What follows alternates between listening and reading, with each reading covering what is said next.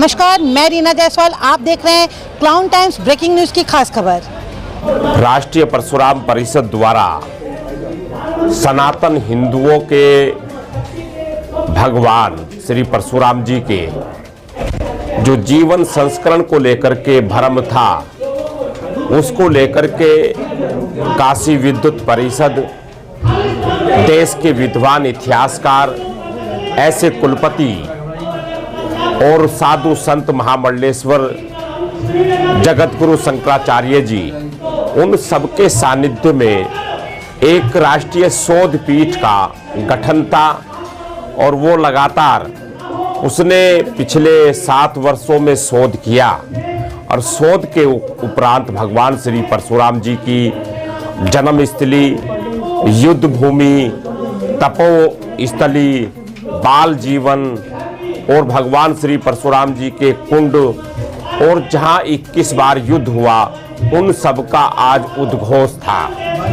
पिछले हरिद्वार में 5 महीने पहले विद्वान और शोध पीठ ने 3 दिन तक वहां गहन मंथन किया था, जिसमें पूज्य रामभद्राचार्य जी, जगत गुरु शंकराचार्य जी, सब ने अपनी बात रखी थी। आज उन्हीं पीठ के जो हमारे अखिल भारतीय संयोजक केरल से चल कर के यहाँ आए आचार्य कृष्णन जी महाराज जी, उन्होंने आकर के यहाँ उद्घोष करने का अवसर मिला।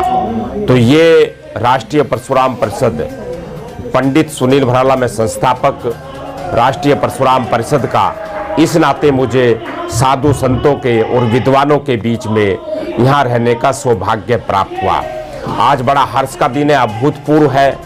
जो लंबे इतिहास से, हजारों साल से भ्रम की स्थिति बनी थी कि भगवान परशुराम जी की जन्मस्थली कहाँ है, आज वो जन्मस्थली जाना पाऊ यानी कि मध्य प्रदेश में महाकाल और ओमकारेश्वर महादेव के बीच में, उज्जैन और इंदौर के बीच में जाना पाऊ में आज ये सिद्ध हुई है। और यहाँ पर बहुत स्थिति से सारे विद्वानों ने, उत्तर प्रदेश में भी गाजीपुर में भगवान श्री परशुराम जी के पिता की जन्मभूमि सिद्ध हुई है, और उत्तर प्रदेश में जलालाबाद में भी वहाँ पर बाल जीवन भगवान श्री परशुराम जी की तपोस्थली के रूप में स्थापित हुई है। आज उस पर ये सारा शोध, यहाँ पर जो उद्घोष हो रहा है, उसमें रहने का गौरव प्राप्त है। मंत्री जी, इस उद्घोष का राजनीतिक मायने क्या है? इस घोष का राजनीतिक मायने कोई नहीं है, क्योंकि पिछले 6-7 वर्षों से कई चुनाव हुए, कई चुनाव चले गए, तो चुनाव से कुछ नहीं है।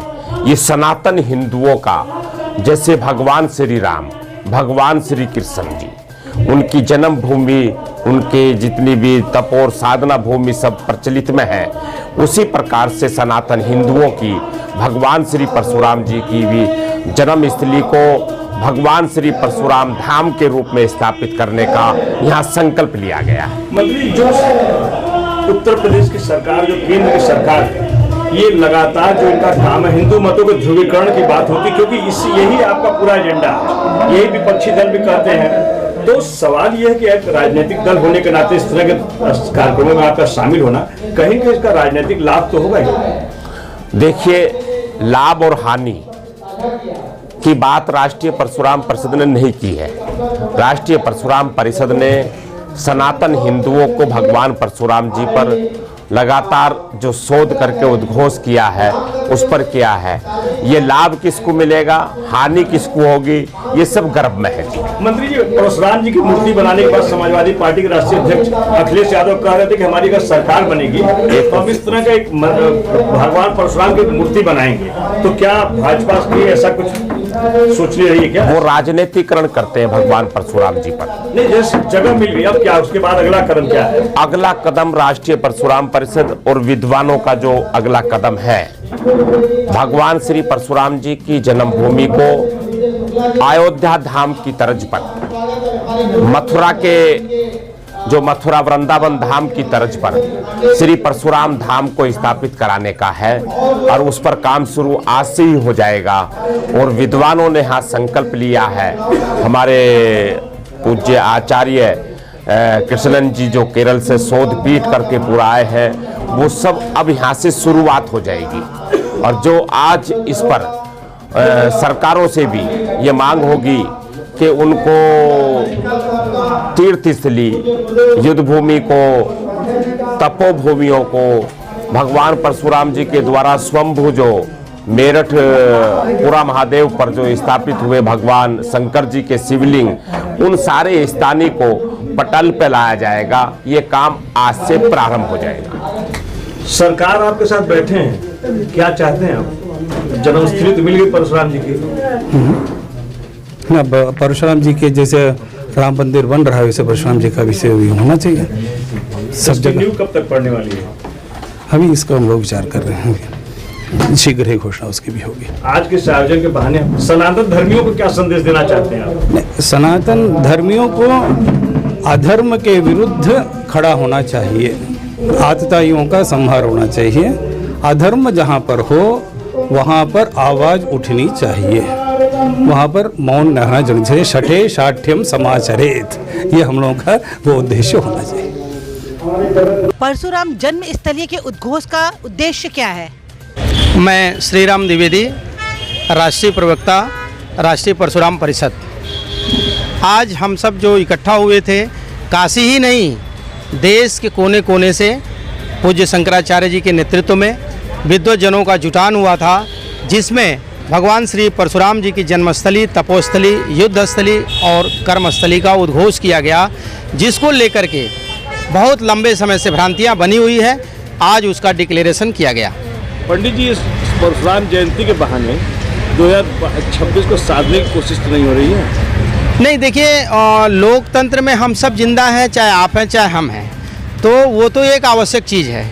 लेकिन विषय यहाँ हम विषयांतर नहीं करना चाहते। हमारा विषय सिर्फ और सिर्फ अपने समाज के प्रबुद्ध लोगों का जुटान, मिलन, सम्मेलन और परशुराम जी के जन्मस्थली और कर्मस्थली पे बात करने का था। आपसे पहले अखिलेश यादव ने इस विषय को काफ़ी मजबूती से उठाया है और वो बताया कि अगर हमारे प्रदेश में सरकार बनेगी तो हम परशुराम जी का भव्य और दिव्य मंदिर बनाएंगे।